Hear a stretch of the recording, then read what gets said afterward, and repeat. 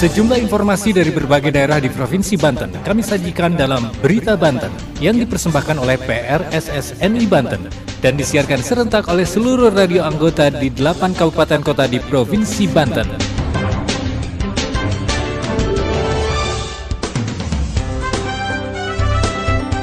Apa kabar pendengar? Anda kembali bersama kami di Berita Banten PRSSNI Banten edisi Rabu 31 Mei 2023. Sejumlah informasi dari berbagai wilayah di Provinsi Banten kami hadirkan untuk Anda dan disiarkan serentak oleh seluruh radio anggota di 8 kabupaten kota di Provinsi Banten. Dan inilah informasi utamanya. Ditlantas Polda Banten lakukan sosialisasi diberlakukannya lagi tilang manual.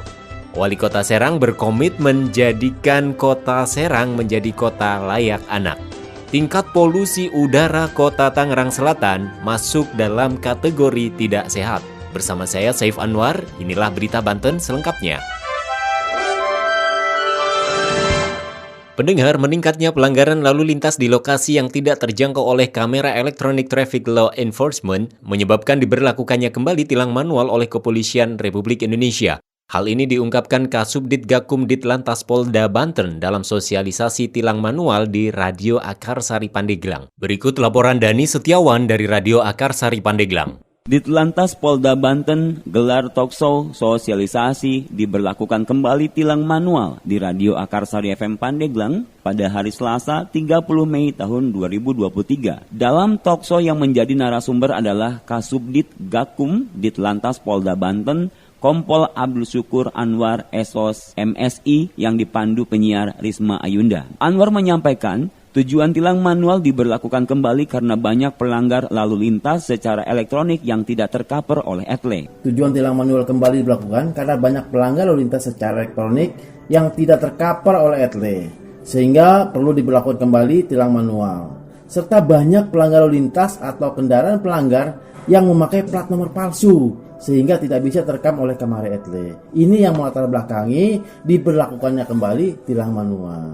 Dalam hal ini Anwar pun menjelaskan yang menjadi prioritas dalam penindakan tilang manual ini meliputi pelanggaran di tempat. Pelanggaran tilang di tempat meliputi berkendara di bawah umur, kendaraan tanpa plat nomor atau dengan plat nomor palsu, berboncengan lebih dari satu orang, menggunakan ponsel saat berkendara, menerobos lampu merah, tidak menggunakan helm SNI, melawan arus, melampaui batas kecepatan, berkendara di bawah pengaruh alkohol, kelengkapan kendaraan tidak sesuai dengan spek teknis, misalkan spionnya yang tidak benar, knalpotnya yang blong, lampu utama yang dimodifikasi, lampu rem juga demikian yang dimodifikasi, dan lampu petunjuk pengguna kendaraan overload dan overdimensi. Anwar menerangkan proses hukum terkena tilang manual maupun tilang ETLE semua pelanggaran wajib dibayarkan atau bayar di Kejaksaan Negeri dengan billing simponi atau denda putusan sidang. Adapun proses hukum terkena tilang manual dan ETLE semuanya wajib dibayar kepada Bank BRI. Jadi yang membedakannya hanya proses pada saat pelaksanaan. Maka saya menegaskan kepada semua masyarakat tidak ditilang oleh petugas di lapangan, taati aturan berlalu lintas sebelum berkendara. Pastikan betul kelengkapan, baik kelengkapan pribadi maupun kelengkapan berkendara, seperti SIM, STNK, dan KTP yang wajib dibawa agar tidak ditilang oleh petugas. Saya Dani Setiawan dari Radio Akarsari FM Pandeglang menginformasikan untuk Berita Banten. Pendengar, pemerintah Kota Serang berkomitmen untuk menjadikan Kota Serang sebagai kota layak anak. Hal itu diungkapkan Wali Kota Serang Safrudin saat rapat evaluasi kota layak anak bersama jajaran OPD yang dilakukan secara daring.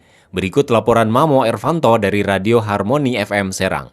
Hadir dalam rapat evaluasi kota layak anak, Safrudin komitmen Kota Serang sebagai kota layak anak.